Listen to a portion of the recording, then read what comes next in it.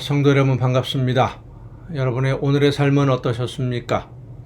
하나님이 주시는 말씀 마음속 깊이 간직하고 그 말씀대로 실천하기 위해서 매 순간순간 노력하는 그러한 삶이 결코 쉽지는 않습니다마는 그 노력과 최선을 다한 순종을 통해서 하나님이 기뻐하시는 역사가 오늘도 여러분의 삶에 이루어지게 됨을 믿으시길 바랍니다. 오늘 우리가 함께 은혜를 나눌 본문 말씀 구약성경 시편 68편 16절부터 19절까지에 있는 말씀입니다. 구약성경 시편 68편 16절부터 19절까지 봉독합니다. 너희 높은 산들아 어찌하여 하나님이 계시려 하는 산을 시기하여 보느냐. 진실로 여호와께서 이 산에 영원히 계시리로다. 하나님의 병거는 천천히요 만만이라. 주께서 그 중에 계심이 신의 산 성소의 계심 같도다. 주께서 높은 곳으로 오르시며 사로잡은 자들을 취하시고 선물들을 사람들에게서 받으시며 반역자들로부터도 받으시니 여호와 하나님이 그들과 함께 계시기 때문이로다. 날마다 우리 짐을 지시는 주 곧 우리의 구원이신 하나님을 찬송할지로다. 아멘. 이 세상을 살아가는 사람은 누구나 다 인생의 무거운 짐을 지고 갑니다. 불교에서 말하는 고통의 바다가 이 세상인 것처럼 세상을 살아가려면 누구에게나 다 무거운 짐들이 있습니다. 다른 사람이 지고 있는 짐을 보면 가볍고 쉬워 보이고요. 내가 지고 있는 짐은 무겁고 힘이 듭니다. 이 세상에서 가장 무겁고 가장 힘든 짐을 지고 가는 사람, 그게 바로 나다. 나보다는 전부 다 쉽다. 나도 저 사람 정도라면 충분히 지고 갈 수 있다. 이렇게 생각을 하는 분들이 참 많습니다. 그러나 사실 누구에게나 인생의 짐은 다 있는 것이고 그 짐은 똑같은 무게로 우리 모두를 짓누릅니다. 똑같은 것입니다. 힘들고 어려운 것이 사실 없어요. 누구의 것이 가볍고 누구의 것이 쉬운 것이 없습니다. 문제는 우리가 그 짐을 지고 갈 만한 힘이, 능력이 없다는 데 있습니다. 힘이 부족합니다. 그래서 내가 그 인생의 짐을 다 짊어지다 보면 결국은 쓰러질 수밖에 없고 무너질 수밖에 없고 적당히 다른 길을 찾느라 타협할 수밖에 없고 하나님이 맡기신 일들, 사명이 무엇인지 알면서도 그 사명을 감당하기 위해서 옳은 길을 가기보다는 적당히 타협하고 좀 어떤 방법이 없을까 요령을 찾게 되는 것이 대부분의 사람들의 모습이고, 사탄은 그러한 사람들의 약점을 이용해서 이렇게 하면 훨씬 쉬운데 다른 사람들도 다 그렇게 하는데 이렇게 우리를 유혹하곤 합니다. 힘이 있고 능력이 있다면 아무리 무거운 짐이라고 해도 못 지고 갈 것이 없는데 우리는 힘이 없으니까 자꾸 넘어지고 쓰러지고, 그래서 옆에 있는 사람들을 바라보면서 부러워하기도 하고, 저 사람은 잘 지고 가는 것을 보니까 짐이 그렇게 무겁지 않은가 보다, 이런 생각을 많이 하는 것이죠. 또 넘어지고 쓰러져서 어려움을 당하는, 아픔을 견디는 사람들을 보면 안타까운 마음이 들기도 합니다. 그런데 보통 많은 분들이 생각하기를 다른 사람은 짐이 가벼워서 잘 지고 가는데 나는 너무 무거워서, 내 능력에 비해서 짐이 너무 무겁기 때문에 나만 어렵다 라고 생각을 하고 원망도 하고 불평도 하는 것이 대부분의 사람들의 모습입니다. 하지만 성경은 우리에게 가르쳐 줍니다. 우리의 짐을 대신 지시는 분이 계시다. 우리의 짐을 대신 지시는 분이 계시다. 우리의 짐들 중에 가장 무겁고 도저히 우리의 능력으로 질 수 없는 짐이 바로 죄의 짐입니다. 이 죄의 짐은 우리를 죽음의 수렁으로 끌어들이는 그러한 짐입니다. 넘어지게 만드는 짐이지요. 그 짐을 대신 지고 가신 분이 바로 우리의 주님이십니다. 예수님입니다. 그리고 우리에게 말씀하십니다. 내 멍에를 메고 내게 배우라. 이제 우리의 모든 짐, 인생의 무거운 짐들, 어렵고 힘들었다고 생각되던 모든 것들을 예수님의 십자가 앞에 내려놓고 이제는 예수님의 짐, 나에게 맡겨주신 사명을 감당해야 됩니다. 짐을 내려놓는다라고 하는 것은 매여 있던 것으로부터 내가 풀려난다라는 소리입니다. 포기할 것을 포기해야 됩니다. 포기하지 않고 끝까지 붙잡고 있으니까 그게 무거운 짐이 되는 거예요. 우리의 욕심을 따라서 사는 것이 아니라, 욕심 때문에 짐을 붙잡고 있는 것이 아니라 이제는 예수님이 원하시는 삶으로 나아가야 될 줄로 믿습니다. 그 짐을 왜 져야 되느냐? 예수님의 짐을, 예수님이 내 짐을 대신 지시고 십자가에서 죽으셨기 때문에 내 인생을 대신해서 십자가를 지신 예수님을 기억하면서 이제 우리는 예수님의 인생을 대신 살아야 됩니다. 예수님은 우리가 짐을 지고자 할 때에 예수님이 맡겨주신, 하나님이 맡겨주신 사명을 감당하고자 할 때 그 모든 사명을 감당할 수 있도록 힘을 주시는 줄로 믿으시길 바랍니다. 힘을 주시고 능력을 주셔서 모든 것을 넉넉히 견디어 나갈 수 있도록 함께 해 주십니다. 성도 여러분, 이제 내 짐이 무겁다고 불평하고 원망하던 자리에서 일어서십시다.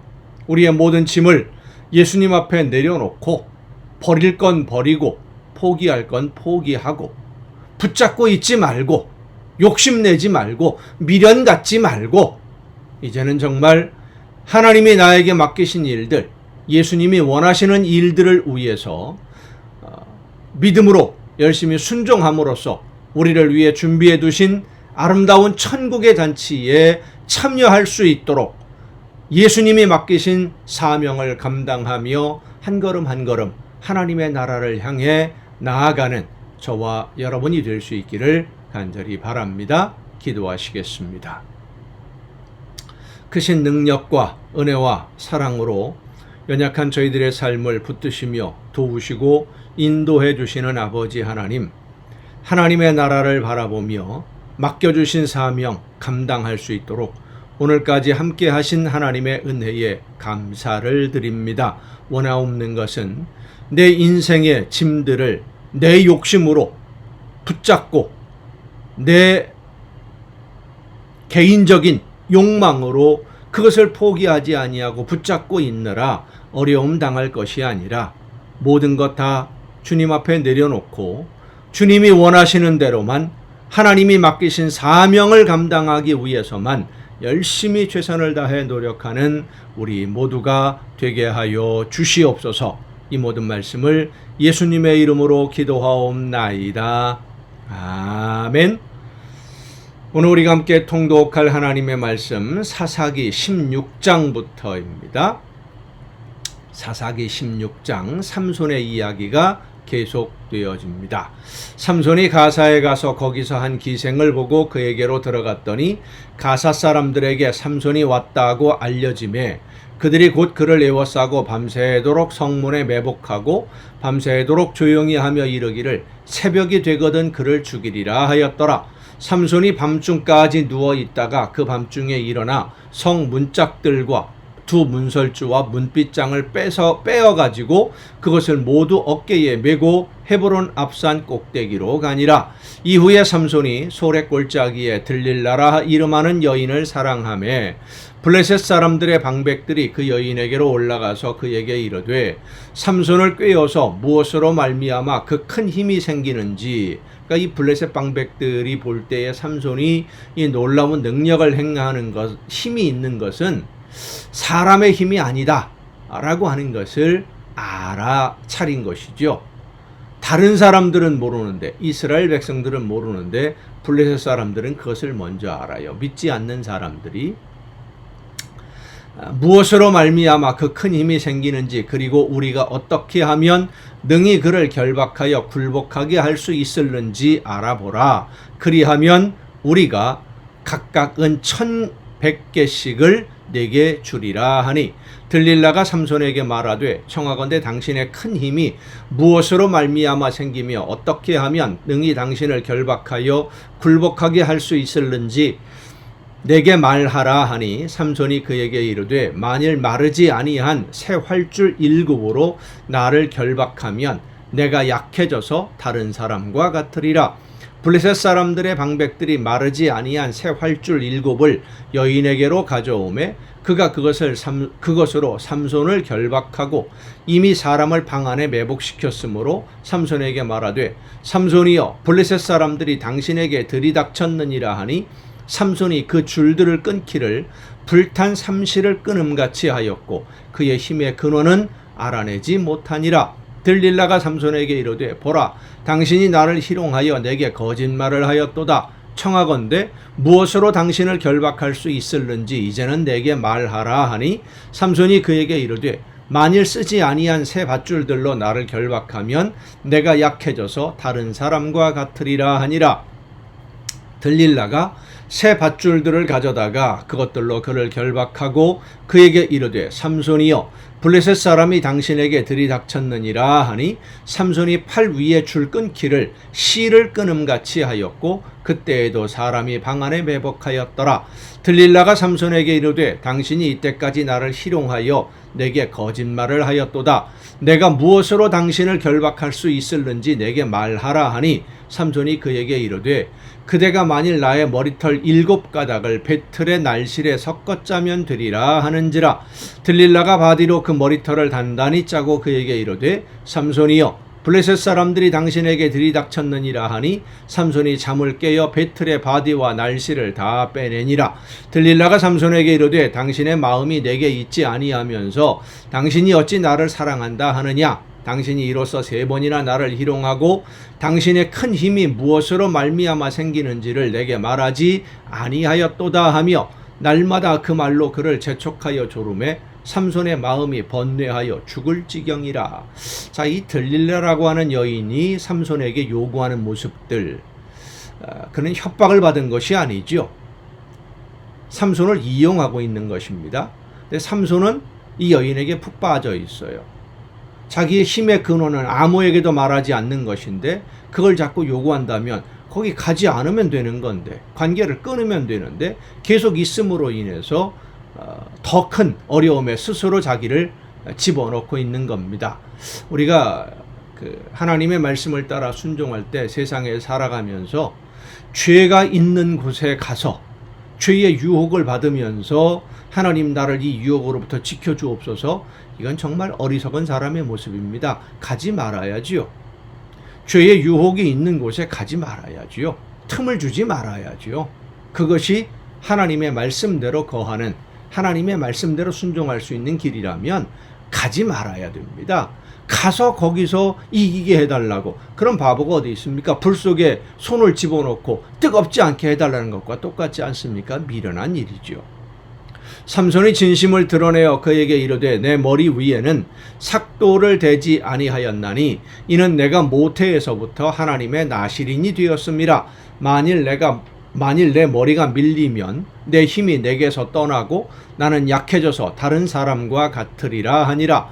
들릴라가 삼손이 진심을 다 알려주므로 사람을 보내어 블레셋 사람들의 방백들을 불러 이르되 삼손이 내게 진심을 알려주었으니 이제 한 번만 올라오라 하니, 블레셋 방백들이 그 손에 은을 가지고 그 여인에게로 올라오니라. 들릴라가 삼손에게 자기 무릎을 베고 자게 하고 사람을 불러 그의 머리털 7가닥을 밀고 괴롭게 하여 본즉 그의 힘이 없어졌더라. 들릴라가 이르되 삼손이여, 블레셋 사람이 당신에게 들이닥쳤느니라 하니, 삼손이 잠을 깨며 이르기를 내가 전과 같이 나아가서 몸을 떨치리라 하였으나 여호와께서 이미 자기를 떠나신 줄을 깨닫지 못하였더라.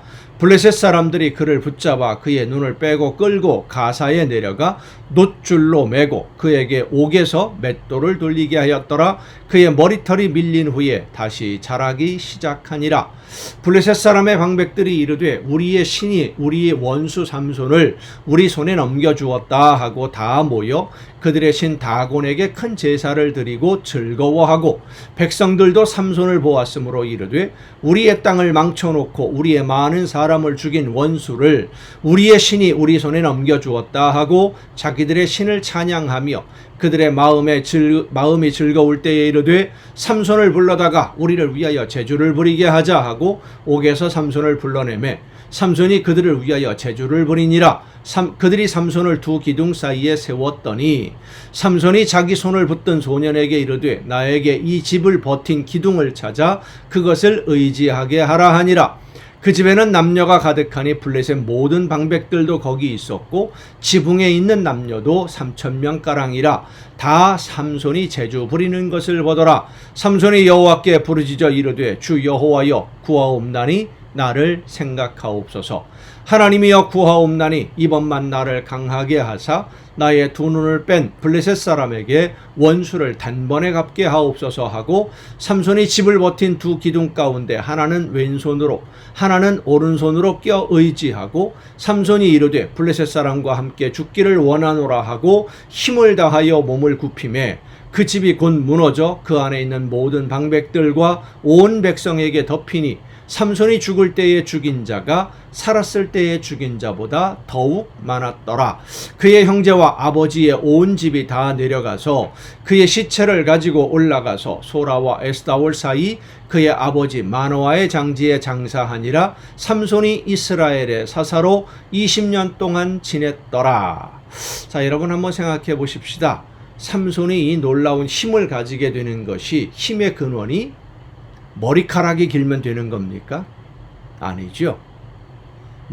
머리카락을 자르지 않는 것은 하나님과의 약속을 지키는 행위이지 머리카락이 길다고 해서 힘이 저절로 나는 것이 아니라는 것입니다. 마지막 삼손이 기도합니다. 한 번만 나로 강하게 하사. 다시 한번 그 은혜를 주셔서 그 힘을 주셔서 하나님이 그에게 힘을 주셨기 때문에 가능한 것이지 머리카락이 길다고 무조건 힘이 강한 것은 아닙니다. 자, 17장입니다. 17장에 보면 하나님의 말씀을 따르지 아니하고 자기들이 생각하는 대로 행동했던 이 이스라엘 백성들의 일반적인 사람들의 모습이 이 17장에 또 나타납니다. 에브라임 산지에 미가라 이름하는 사람이 있더니 그의 어머니에게 이르되 어머니께서 은 1,100을 잃어버리셨으므로 저주하시고 내 귀에도 말씀하셨더니 보소서 그 은이 내게 있나이다. 내가 그것을 가졌나이다. 아들이 어머니의 은을 도둑질했다는 겁니다. 하니 그의 어머니가 이르되 내 아들이 여호와께 복받기를 원하노라 하니라. 도둑질을 했다가 그의 어머니가 저주를 하니까 저주받는 게 두려워서 다시 은을 가지고 도둑질한 것을 가지고 왔는데 하나님이 복 주시기를 원한다. 이런 말도 안 되는 일들이 어디 있습니까? 도둑집안이지요. 도둑집안이니까 어떤 일을 벌입니까? 미가가 은 1,100을 그의 어머니에게 도로 주매 그의 어머니가 이르되 내가 내 아들을 위하여 한 신상을 새기며 우상을 만들어요. 그걸 가지고. 그러니 이런 식으로 할 수밖에 없지요. 한 신상을 부어 만들기 후에 내 손에서 이 은을 여호와께 거룩히 드리노라. 말로는 실제로는 우상을 만들면서 자기 아들을 위해서 말로는 하나님께 드립니다. 하나님의 이름을 정말로 망령되이 일컫는 자기들 마음대로 사용하는 이름만 하나님이죠. 실제로는 아닌데. 그러므로 내가 이제 이 은을 네게 도로 주리라. 미가가 그 은을 그의 어머니에게 도로 주었으므로 어머니가 그 은 200을 가져다가 은장색에게 주어 한 신상을 새기고 한 신상을 부어 만들었더니 그 신상이 마가의 집에 있더라. 우상을 만들어 놓은 거예요, 집에서. 그 사람 미가에게 신당이 있으므로 그가 에봇과 드라빔을 만들고 한 아들을 세워 그의 제사장으로 삼았더라. 그때에는 이스라엘에 왕이 없었으므로 사람마다 자기 소견에 옳은 대로 행하였더라. 하나님의 이름은 아는데 하나님의 말씀대로 순종을 하지 않는 사람들입니다. 유다 가족에 속한 유다 베들레헴에 한 청년이 있었으니 그는 레위인으로서 거기서 거류하였더라. 그 사람이 거주할 곳을 찾고자 하여 그 성읍 유다 베들레헴을 떠나 가다가 에브라임 산지로 가서 미가의 집에 이르니 이름에 레위 사람이 거처가 없어서 하나님이 분명히 하나님에게 속한 지파로 레위 사람들을 구별했고 하나님의 성전에서 일할 수 있도록 모든 것을 해주셨는데 거처가 없었다. 이스라엘 백성들이 레위 사람들에게 마땅히 해야 할 일을 제물을 드리지 않고 있었다라고 하는 것이죠. 미가가 그에게 묻되 너는 어디서부터 오느냐 하니 그가 이르되 나는 유다 베들레헴의 레위인으로서 거류할 곳을 찾으러 가노라 하는지라. 미가가 그에게 이르되 내가 나와 함께 거주하며 나를 위하여 아버지와 제사장이 되라. 내가 해마다 은 열과 의복 한 벌과 먹을 것을 주리라 하므로 그 레위인이 들어갔더라. 그 레위인이 그 사람과 함께 거주하기를 만족하게 생각했으니 이는 그 청년이 미가의 아들 중 하나같이 됨이라. 미가가 그 레위인을 거룩하게 구별하며 그 청년이 미가의 제사장이 되어 그 집에 있었더라. 하나님의 제사장이 될 사람들이 우상을 섬기는 한 집안의 제사장으로서 하나님이 원하시는 삶의 모습과는 너무나 거리가 멀지요. 이에 미가가 이르되 레위인이 내 제사장이 되었으니 이제 여호와께서 내게 복 주실 줄을 아노라. 이런 말도 안 되는 말이 어디 있습니까? 우상을 만들어 놓고 레위인을 데려다가 우상을 섬기는 제사장으로 세워놓고 하나님이 복을 주실 것이다. 그렇죠. 지금 이 미가라는 집에 만들어 놓은 신상이 이름이 하나님입니다. 마치 아론이 금으로 송아지 형상을 만들어 놓고 우리를 애굽에서 이끌어낸 여호와 하나님이다 라고 했던 것과 똑같은 모습입니다. 돈을 하나님으로 만들고 권력을 하나님으로 만드는 오늘날의 모습들과 너무나 유사합니다. 18장입니다. 그때에 이스라엘의 왕이 없었고 단지파는 그때에 거주할 기업의 땅을 구하는 중이었으니 이는 그들이 이스라엘 지파 중에서 그때까지 기업을 분배받지 못하였습니다. 받았는데 거기 안 간 것이죠. 분명히 제비 뽑아서 나누어 주었는데 단 자손이 소라와 에스타올에서부터 그들의 가족 가운데 용맹스런 5사람을 보내어 땅을 정탐하고 살피게 하며 그들에게 이르되 너희는 가서 땅을 살펴보라 하며 그들이 에브라임 산지에 가서 미가의 집에 이르러 거기서 유숙하니라. 그들이 미가의 집에 있을 때에 그 레위 청년의 음성을 알아듣고 그리로 돌아가서 그에게 이르되 누가 너를 이리로 인도하였으며 내가 여기서 무엇을 하며 여기서 무엇을 얻었느냐 하니 그가 그들에게 이르되 미가가 이러이러하게 나를 대접하고 나를 고용하여 나를 자기의 제사장으로 삼았느니라 하니라. 그들이 그에게 이르되 청하건대 우리를 위하여 하나님께 물어보아서 우리가 가는 길이 형통할는지 우리에게 알게 하라 하니 그 제사장이 그들에게 이르되 평안히 가라. 너희가 가는 길은 여호와 앞에 있느니라. 이거 완전히 무당이 점치는 겁니다. 지금 하나님이 이렇게 말씀하시지 않죠. 우상을 숭배하는 사람들 앞에.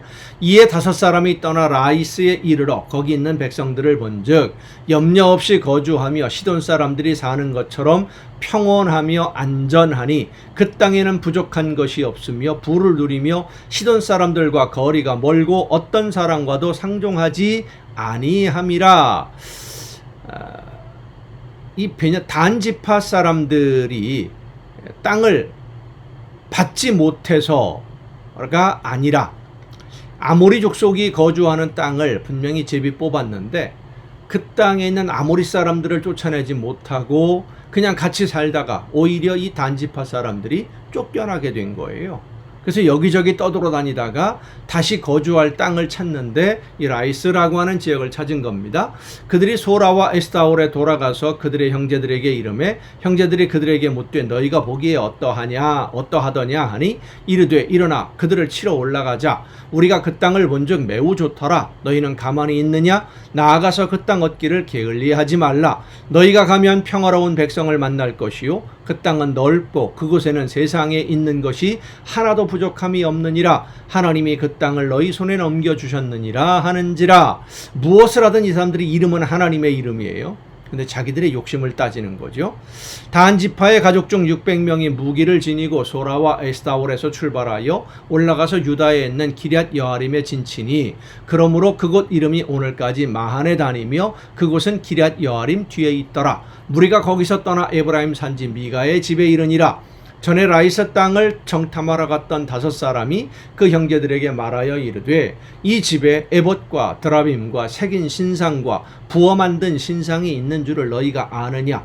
그런즉 이제 너희는 마땅히 행할 것을 생각하라 하고 자기들이 정탐을 할 때 편의를 제공해 주었던 그 집에 들어가서 지금 약탈을 준비하는 겁니다. 단 지파가 하나님을 섬기는 백성들이라고는 도저히 볼 수가 없지요. 5사람이 그쪽으로 향하여 그 청년 레위 사람의 집 곧 미가의 집에 이르러 그에게 문안하고 단 자손 600명은 무기를 지니고 문 입구에 서니라. 그 땅을 정탐하러 갔던 5사람이 그리로 들어가서 새긴 신상과 에봇과 드라빔과 부어 만든 신상을 가져갈 때에 그 제사장은 무기를 지닌 600명과 함께 문 입구에 섰더니 그 5사람이 미가의 집에 들어가서 그 새긴 신상과 에봇과 드라빔과 부어 만든 신상을 가지고 나오매 그 제사장이 그들에게 묻되 너희가 무엇을 하느냐 하니 그들이 그에게 이르되 잠잠하라. 내 손을 입에 대라. 우리와 함께 가서 우리의 아버지와 제사장이 되라. 내가 한 사람의 집의 제사장이 되는 것과 이스라엘의 한 지파 한 족속의 제사장이 되는 것 중에서 어느 것이 낫겠느냐 하는지라. 그 제사장이 마음에 기뻐하여 에봇과 드라빔과 새긴 우상을 받아가지고 그 백성 가운데로 들어가니라. 그들이 돌이켜서 어린 아이들과 가축과 값진 물건들을 앞세우고 길을 떠나더니 그들이 미가의 집을 멀리 떠난 때에 미가의 이웃집 사람들이 모여서 단 자손을 따라 붙어서 단 자손을 부르는지라. 그들이 얼굴을 돌려 미가에게 이르되 네가 무슨 일로 이같이 모아가지고 왔느냐 하니 미가가 이르되 내가 만든 신들과 제사장을 빼앗아 갔으니 이제 내게 오히려 남은 것이 무엇이냐. 너희가 어찌하여 나더러 무슨 일이냐고 하느냐 하는지라. 단 자손이 그에게 이르되 네 목소리를 우리에게 들리게 하지 말라. 노한 자들이 너희를 쳐서 네 생명과 네 가족의 생명을 잃게 할까 하노라 하고. 이런 협박이 어디 있습니까? 주먹이 세고 힘이 있으면 최고입니까? 단 자손이 자기 길을 간지라 미가가 단 자손이 자기보다 강한 것을 보고 돌이켜 집으로 돌아갔더라. 단 자손이 미가가 만든 것과 그 제사장을 취하여 라이스에 이르러 한가하고 걱정 없이 사는 백성을 만나 칼날로 그들을 치며 그 성읍을 불사르되 그들을 구원할 자가 없었으니 그 성읍이 베드르홉 가까운 골짜기에 있어서 시돈과 거리가 멀고 상종하는 사람도 없음이었더라. 단 자손이 성읍을 세우고 거기 거주하면서 이스라엘에게서 태어난 그들의 조상 단의 이름을 따라 그 성읍을 단이라 하니라. 그 성읍의 본 이름은 라이스였더라. 단 자손이 자기들을 위하여 그 새긴 신상을 세웠고 모세의 손자요 게르솜의 아들인 요나단과 그의 자손은 단 지파의 제사장이 되어 그 땅 백성이 사로잡히는 날까지 이르렀더라. 하나님이 집이 실로에 있을 동안에 미가가 만든 바 새긴 신상이 단 자손에게 있었더라. 자, 30절에 보면 그 땅 백성이 사로잡히는 날까지 벌써 미리 예고를 하지요. 이런 식으로 하나님의 말씀을 따라 순종하지 아니하고 자기들 욕심을 따라서 자기들이 원하는 대로 자기들이 이익이 되는 대로 행동하는 이스라엘 백성들 결국 패망의 길을 걸어가게 되고 맙니다. 오늘 우리도 이러한 세상의 욕심을 따라가는 어리석은 선택을 하지 않기 위해서 하나님의 말씀에 귀를 기울이고 성령의 인도하심에 늘 귀를 기울이는 여러분 모두가 될 수 있기를 간절히 바랍니다. 오늘도 여러분 수고 많으셨습니다. 내일 또 정한 이 시간에 이 가정 예배를 통해서 여러분 모두 함께 만날 수 있기를 바랍니다. 내일 뵙겠습니다.